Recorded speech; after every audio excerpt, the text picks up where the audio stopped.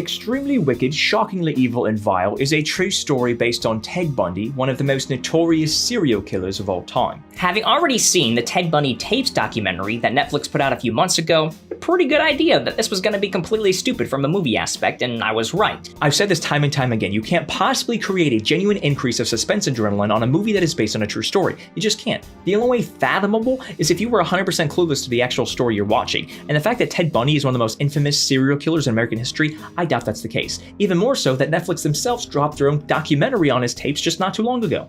Now, there was a lot of hoopla about the casting of heartthrob Zac Efron in this role, as people proclaimed that it sensualized Ted Bundy. What they failed to realize is that was the entire point of him being cast. Ted Bundy lured his victims with his good looks and his charm, and the filmmakers wanted someone to best recreate that, and I'll think that Zac did an excellent job with it. Almost immediately, I realized this was a complete waste of funding that could have been put into literally anything else. So instead, I just focused on the actors and started thinking about my favorite things that I've seen them in. Zac Efron, I think I'd probably say those Neighbors movies, John Malkovich, Con Air, Lily Collins, The Mortal Instruments, and it even had Clementine from Westworld. It's hard to infuse comedy into movies like this. I mean, if there is a true story based on a serial killer and there is comedy, that's just bad taste and complete disrespect for the deceased. If you are worried about being squeamish with this movie, do not at all, because there is no killing in it. It is 100% him getting arrested, going to trial, and how he evaded police over and over. I'm pretty sure I've mentioned this in a previous review or two, but I am not a huge fan on recreations of murders that actually happened. Luckily, this movie didn't have any of that, which also means at the same time, it didn't have any action whatsoever.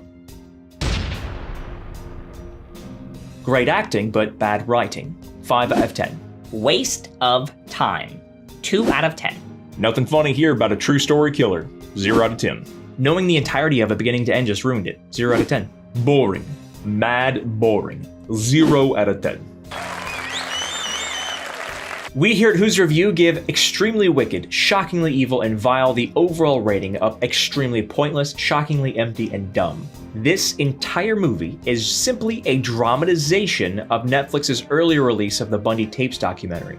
There is absolutely nothing offered here by simply having actors reenact the scenes from the documentary, but if you have to watch it, because you already have Netflix and it's at your disposal, then make sure you watch the documentary first, just to see how well the actors and the scenes match up with the actual footage.